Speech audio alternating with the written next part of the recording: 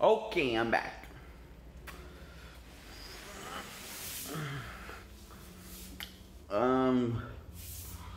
So yeah, after the crowd loves Freddie Mercury and the new Queens,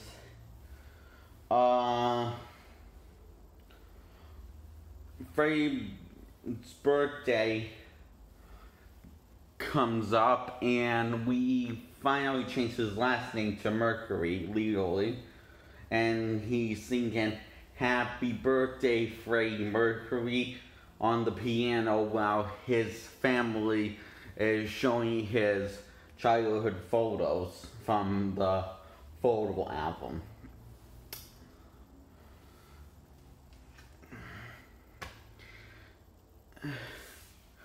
His father doesn't approve of his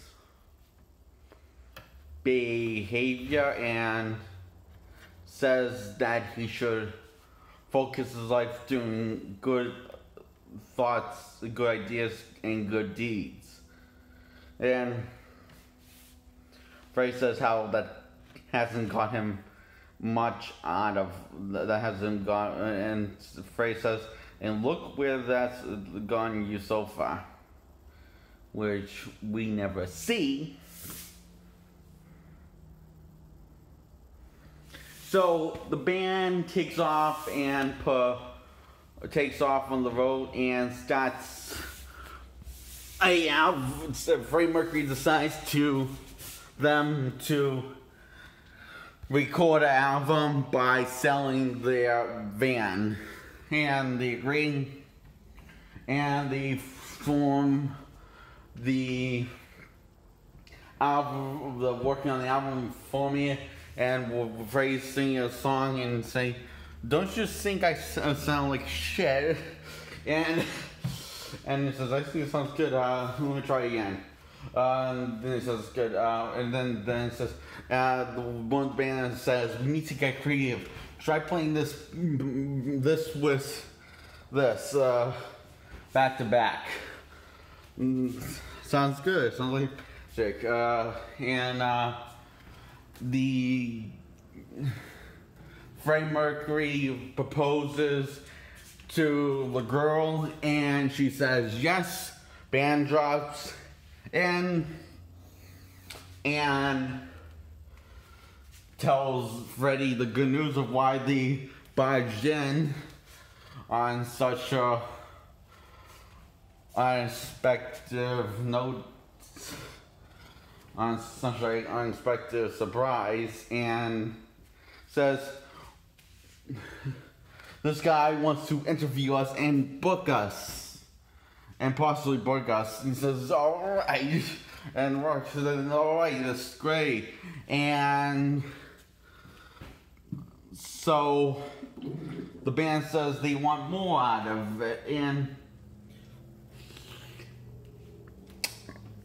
this guy says every band wants more. No band's like Queens, and says what Queens are. They're a family. They sing for the outcast and the owners to the outcasts, the misfits.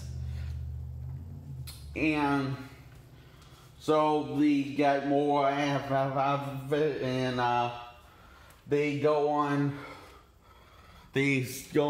to play the concerts and play at concerts and play all of the Queen's of your favorite Queen songs off screen in style.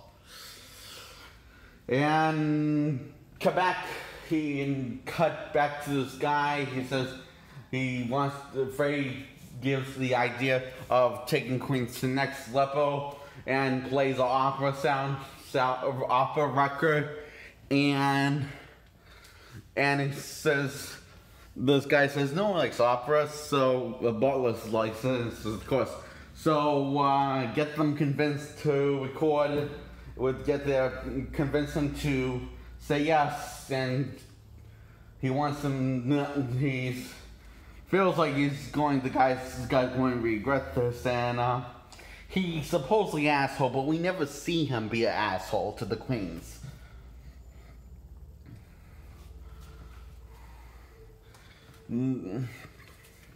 That's a lot of this in this movie. We don't see shit.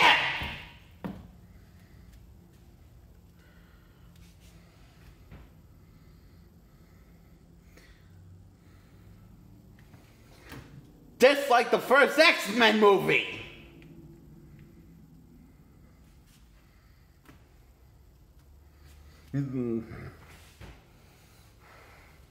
Yeah, that's a good movie. So is this. But there's jack shit we know about the queens other than they're cool and they're fun to hang around and it looks like this movie, much like the first X-Men movie, looks like it was poorly edited.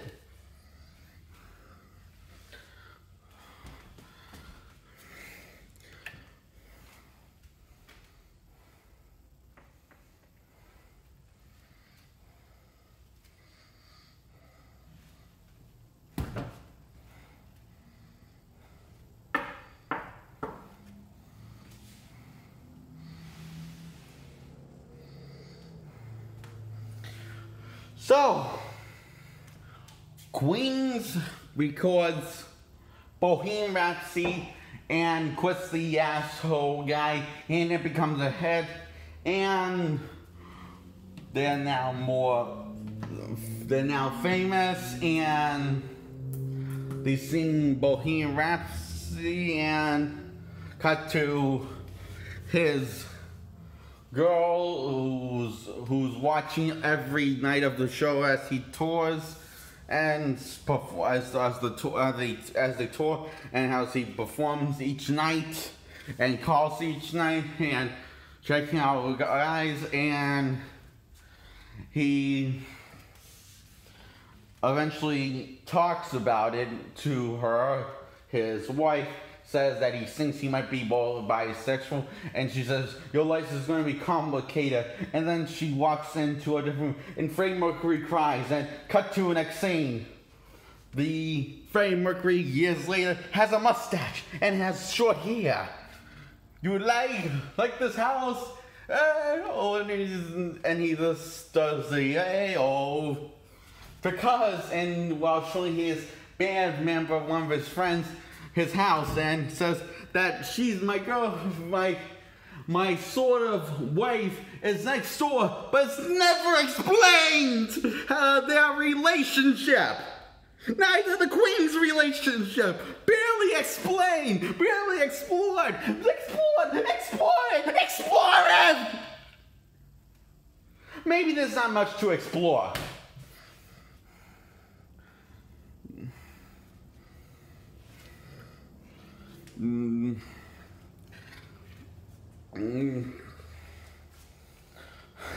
So anyway, he has a party, and band comes over. He somehow beats a dick. Doesn't seem like he's a dick, but he just says, you know, Freddie, sometimes you can be a real dick. But it doesn't feel like he's being a dick. It just feels like he's being regular Freddie Mercury for what we have seen throughout this film. Likeable and charming and kind of crazy. And they come across more than the real dicks, but not really dicks. So this guy that's been hanging out with Freddie Mercury early in the film, when he hits back, he says, that's sexual harassment, as I promise I won't do again. I'll get you a beer. And then they start talking, and they kiss, and he goes home, and well, that's the rest of that. All so is well done. And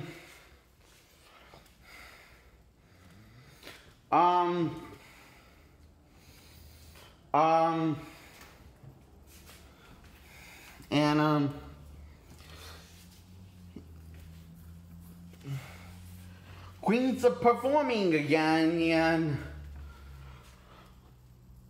the band, make this video where Freddie Mercury dresses as a woman, and then now the Freddie Mercury says that he has signed a contract with 2 record albums, and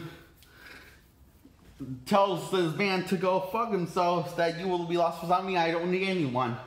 And earlier, and that guy that was hitting on Freddie Mercury, which he hit on that guy while was trying to get Freddie Mercury to turn against the band by giving this guy this idea that Freddie Mercury fired because he thought he was trying to turn against get him to turn against the band, because he was trying to open Freddie Mercury's mind up of what he could have if he went solo.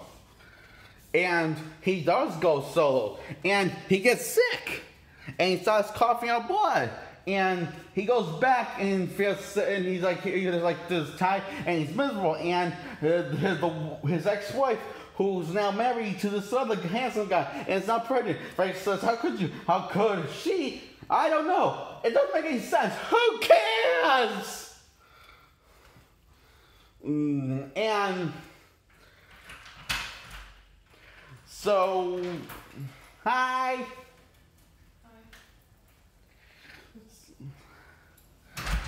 So,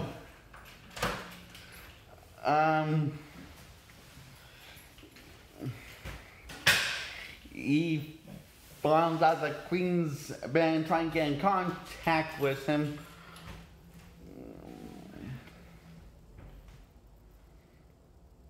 I don't know where that's coming from. I think it's that pumpkin. I think it's a pumpkin too. Yeah, I think it's time for this one to go. It's rotting. Yeah. This is starting to rot. That's what it is. So he's gonna have to get rid of that. I don't know how he's gonna get rid of that. Probably have to cut it down. Cut it up. He'll figure it out. Yeah. Oh, I'm sorry. Do your review. Okay. And so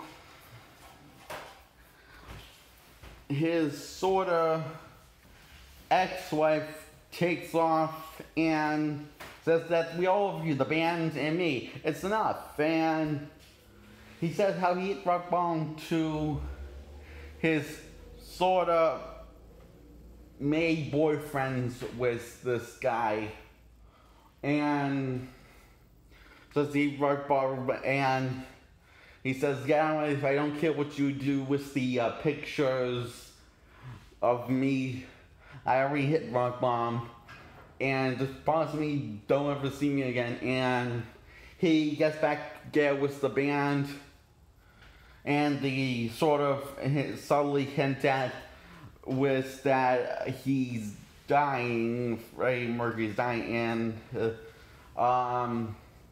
band wanted him to get out because he one of the band members felt like it, and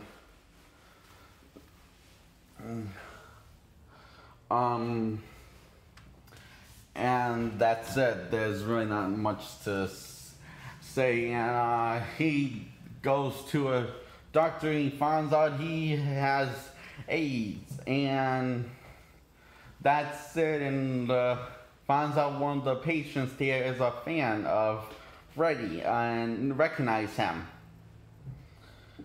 And he watches TV and sees how the guy says that was going to backstab him by showing the photos and saying all the stuff that Freddie Mercury did and stuff, and hopes that he is happy, and that's it. Does not explore that part. And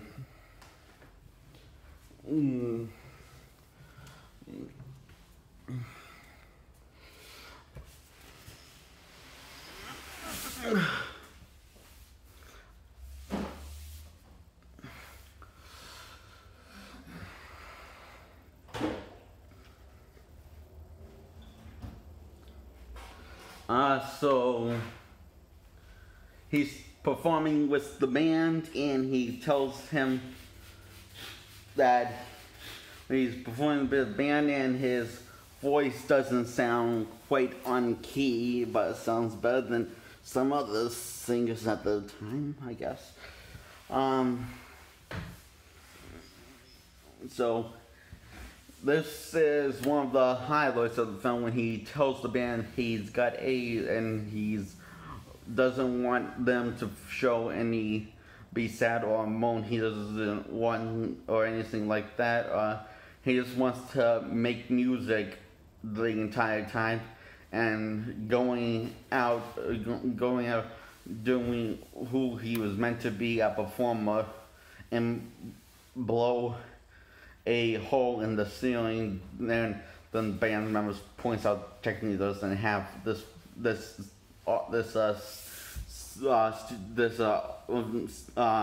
stage doesn't have a ceiling. Okay, then we'll blow the hole through in the sky. And he's a legend. He's a legend. Says we're all legend, but you're fucking right. I am a legend. So they'll laugh. And well,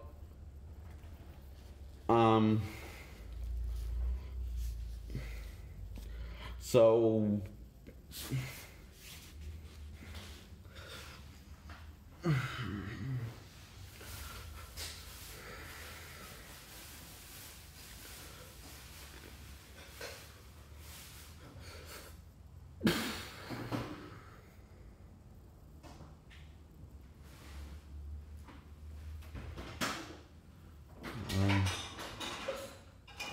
So he gets Rainey for the concert, but before he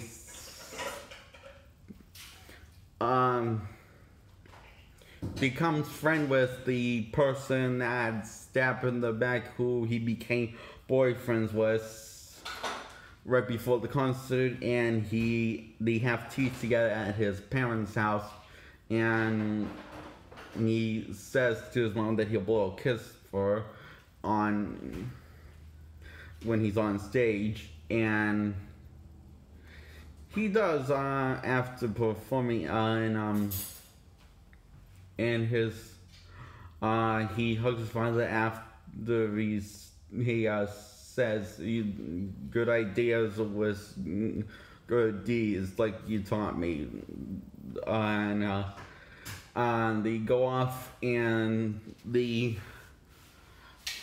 band starts performing Queen's songs on screen.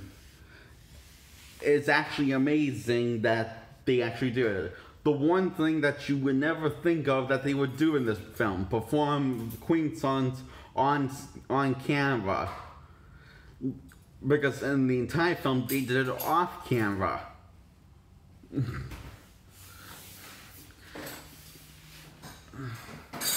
And they put on a good show, and that's it.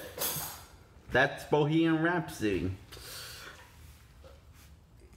It does have its serious editing problems, and the story does seem a bit quick. Very quick, like the first X-Men movie. So it's nothing really emotionally gripping. Like it seems like it's set out to do, but it's fun enough. It's not like emotionally gripping like The Social Network, but it's in some ways it is better than I think in my opinion it's better than The Social Network, because the cast does such a lot better than they did in that film, and it has such a great cast in this film. You can easily overlook the flaws in the film, and it's easy to forget the flaws because there's such great performance in this poorly edited film. And the comedy is good, and the emotional attachment, you do feel emotional attached to the characters, but there's nothing seriously sad, crying tears, because there's not really, except for when the pot breaks the pot to the band that he has AIDS, but that's because he let that scene flesh out, and you got to see all Freddie's expression and stuff in the killer shot on Freddie, and you saw that flesh out and says that he means every word of that he wants to be making music and not focus on the shitty stuff the entire time while he's dying of AIDS. So that's it.